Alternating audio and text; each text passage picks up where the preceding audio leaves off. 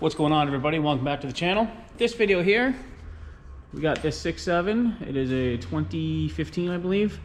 And I'm going to show you how to diagnose and replace a head gasket on this with some ARP studs and Moly head gaskets. So let's get at her.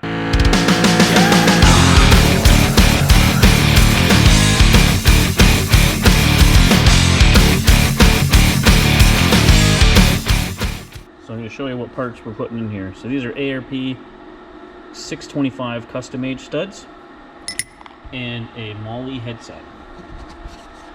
Now I know what people are probably thinking. 625s are a little overkill for a stock truck. And you would be right if it was a 5.9.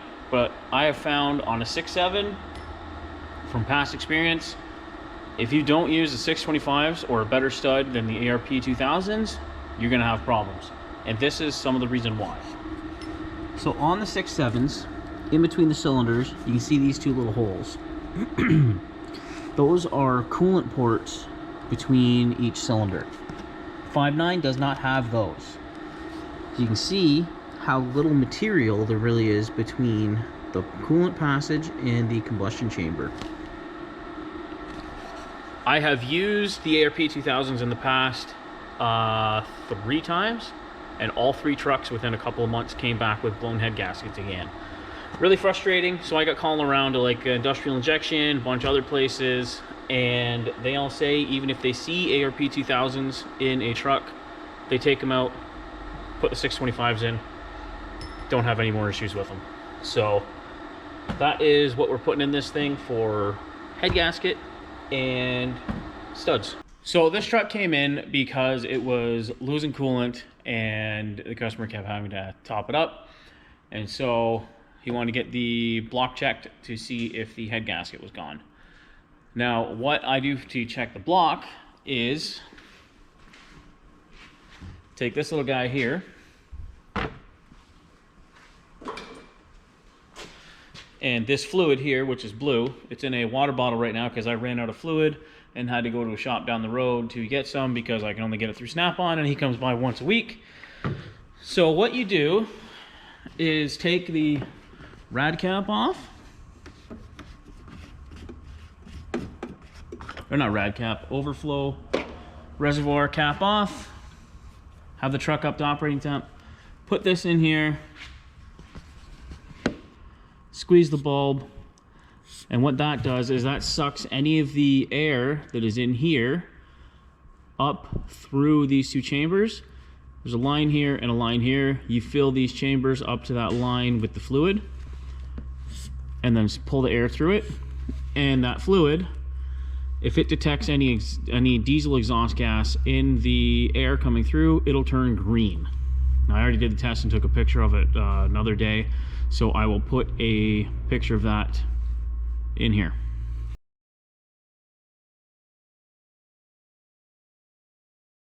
So now that we've concluded that this in fact does need a head gasket, let's get started taking her apart.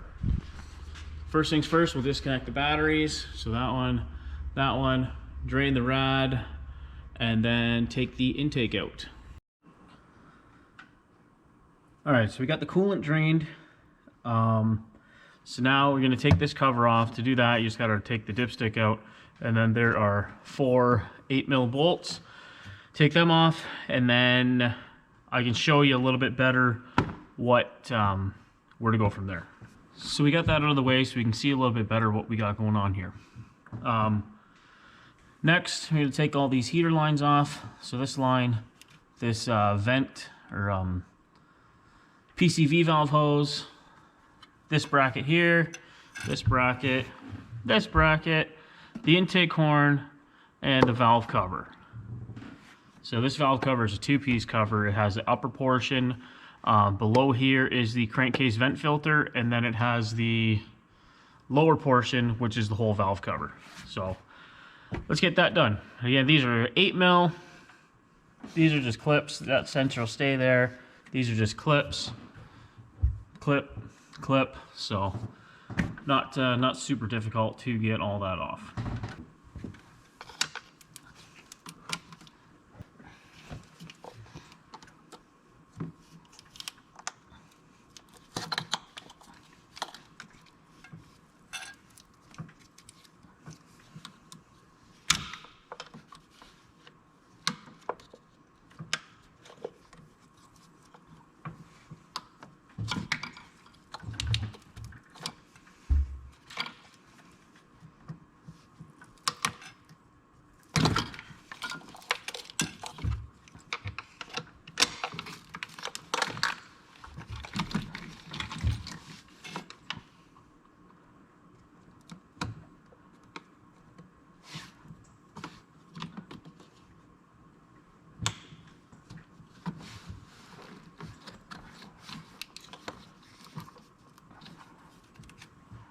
So what I did there was just unplug this harness.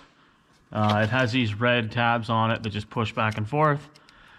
So you push them that way, unlock, push the tab down, pull it off. So that's all I did there. And that'll give access better to the bolt.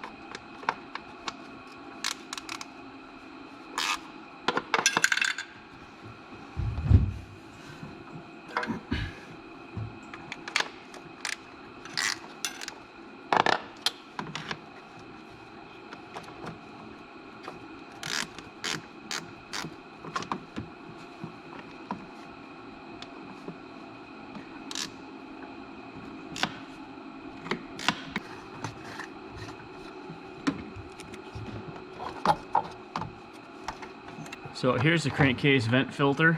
So your crankcase pressure goes into here, gets sent out this hole, which goes into this, and then into the PCV valve, which is right here.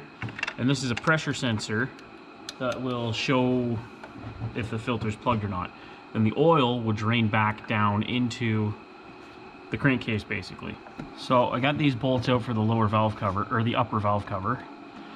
But there's also the PCV drains right here and here. They're just rubber, so you can usually just pry them off of the nipple that they're on. So those are off.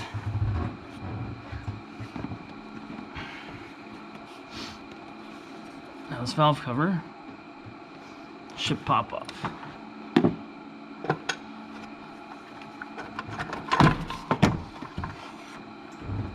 Now you can see intake valve, an exhaust valve, and you have your injector. There's your solenoid nuts, crossover tube, and everything is down the head here. So first thing I'm going to do is get the intake horn off, and then the fuel rail and everything is on this side. This here is just a damper. It's just a piece of foam. It's a noise canceller, just so like injection you get some noise and stuff like that, and you get a little bit of vibration or whatever in the lines. This just dampens that so you don't hear it in the engine bay. So we get all this off, including this valve, this harness here, and then yeah, we'll go from there.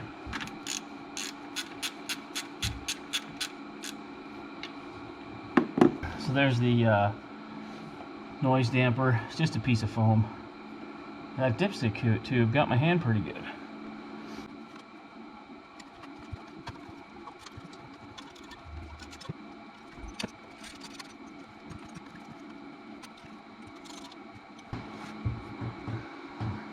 Alright, so what I did down there was unplug the injector harnesses and everything, unfasten the dipstick tube, kind of push it over a little bit so I can get the harness over further to clear the head.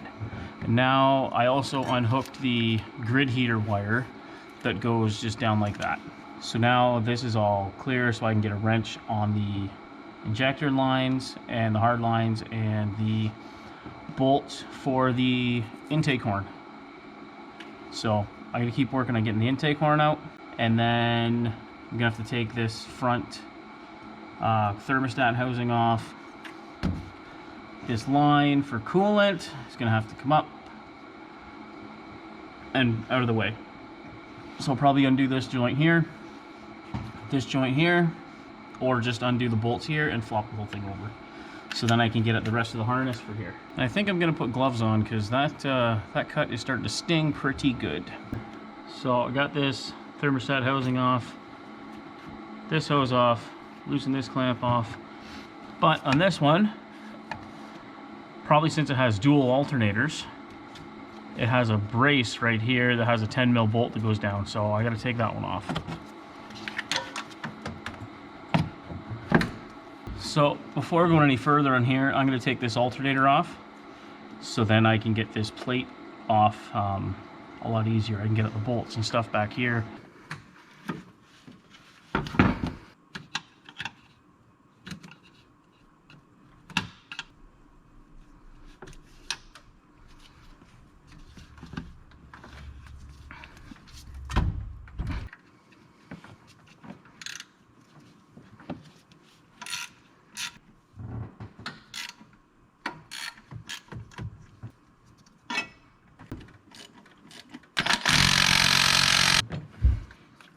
Now, the 1, 2, 3, 4, 5 of the 6 bolts that hold the horn on are easy to get at, but one is underneath this injection line. So you have to take this injection line to cylinder number 1 off to get at the bolt.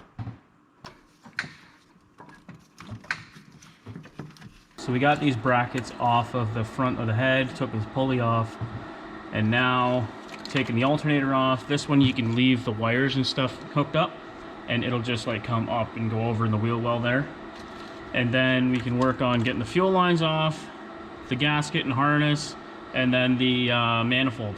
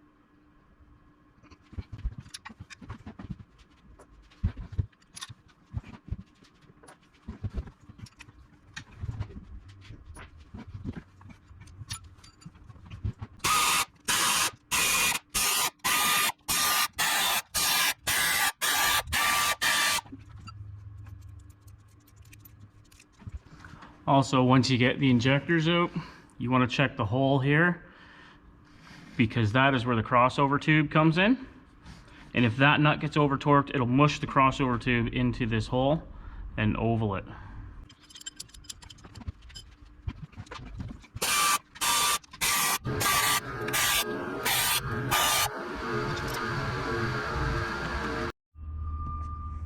So for the push rods, there's no difference between the intake and the exhaust length, size, or anything. It's not like a gas engine where there's different lengths between them. But the last 4, way back in the back, you can see, how are you supposed to get those out?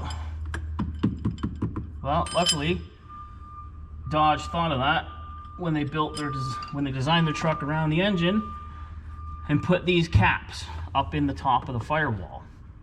So you pop 2 of them out, and the push rod goes up into the wiper cowl,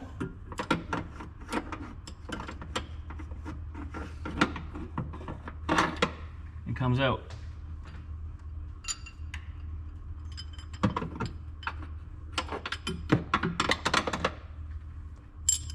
Like nothing.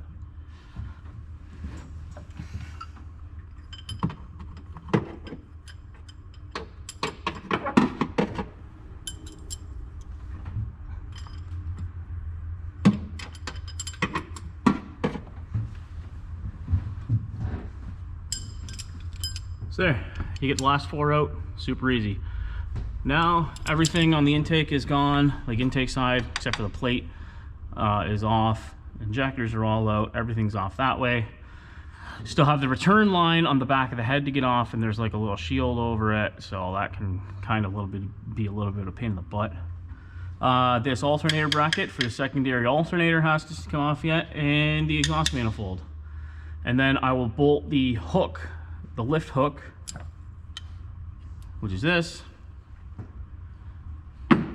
back onto the back corner of the cylinder head, and then I can get a chain in here and there, or I may even put a bolt in the exhaust port here, and then a bolt in the hook point to get the chain lower, so that I can get as much lifting room as I want.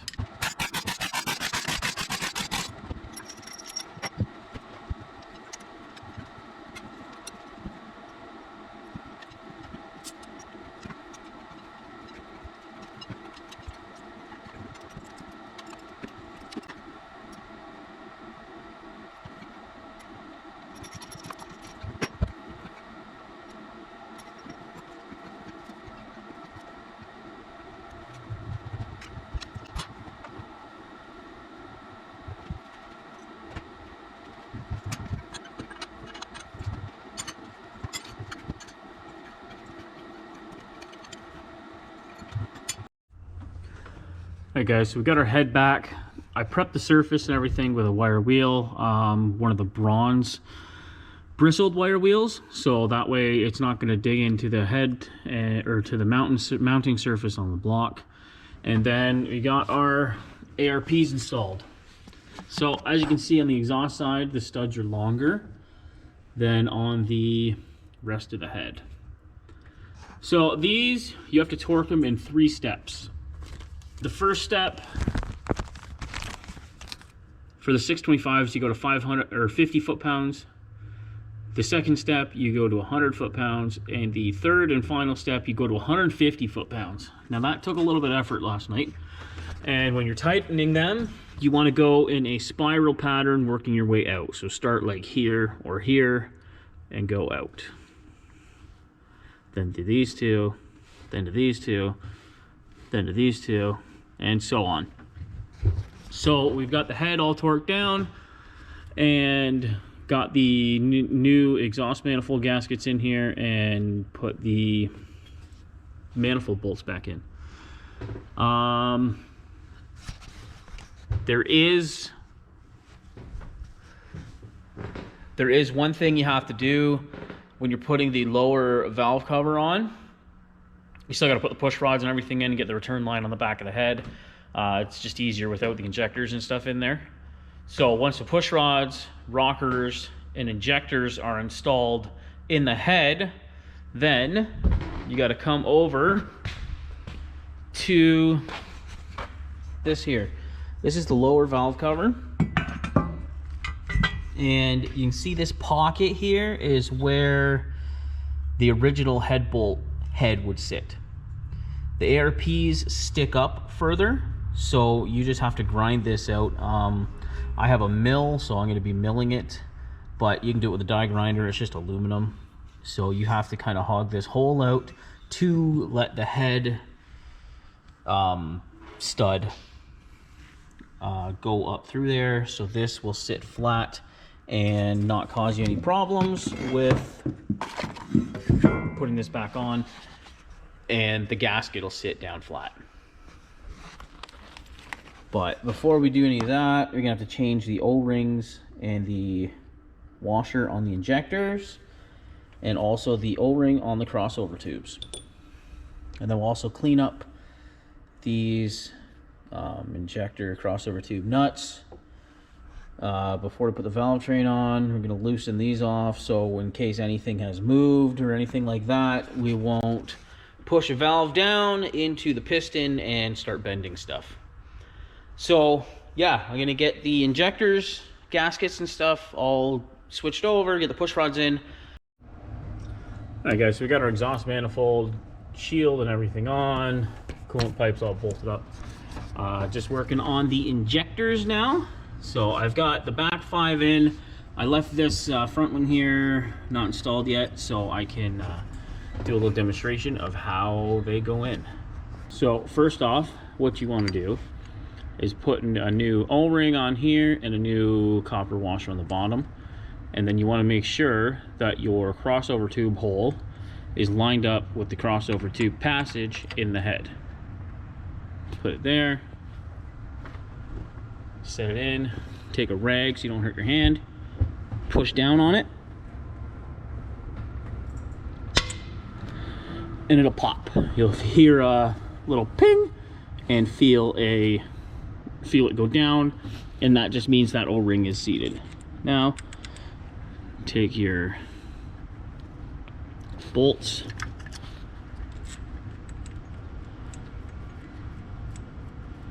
and thread them in. You gotta make sure you kind of go even with them because this bottom piece here rocks. So you want to get the same amount of thread on each bolt. So after you have these two bolts threaded in by hand, you want to do a preliminary torque of 44 inch-pounds. And that just gets the washer or the injector all the way down. So there's 44 inch-pounds. Then you want to come back and loosen them off.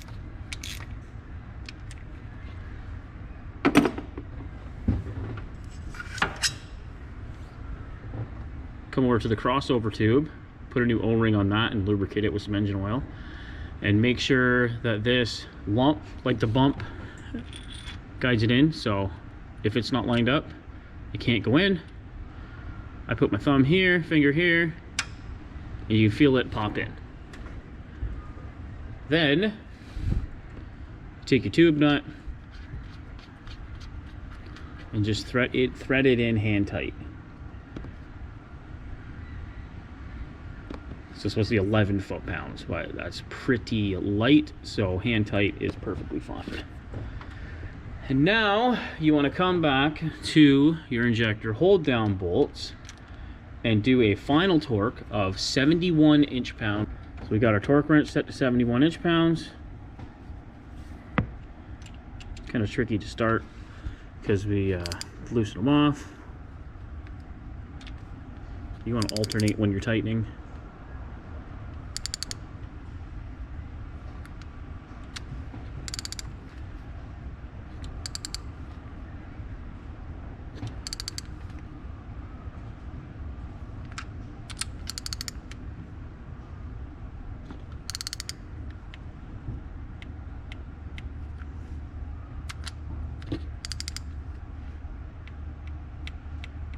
So you want to come over back to the nut and do 41 foot-pounds on that.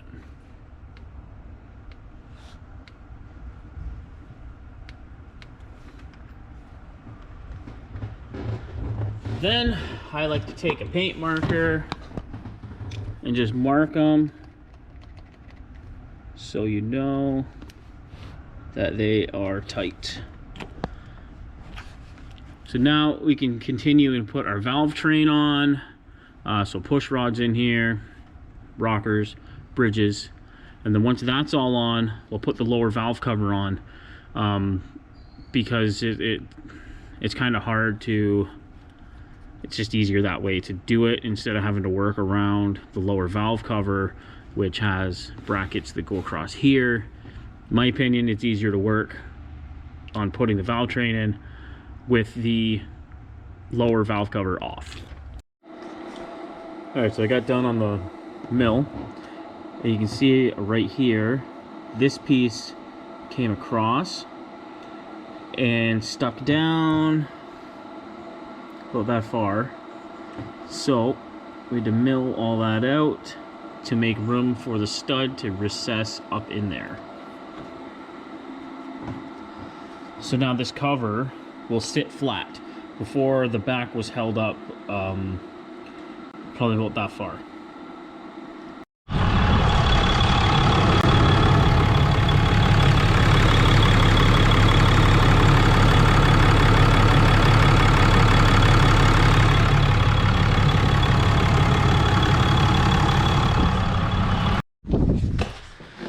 So there we go, guys. Just got our head gasket done, bled out, fuel filters changed, everything on that 6.7 Power Stroke, or 6.7 Cummins. I didn't film the reassembly process because it's pretty straightforward.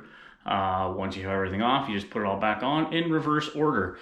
So if you have any comments, questions, anything like that, don't forget to drop them down below and the comment section. And don't forget to like us on Facebook, subscribe on YouTube, and follow us on Instagram at Screaming Diesel Ltd. So yeah, that's it for this one, and we'll see you on the next one.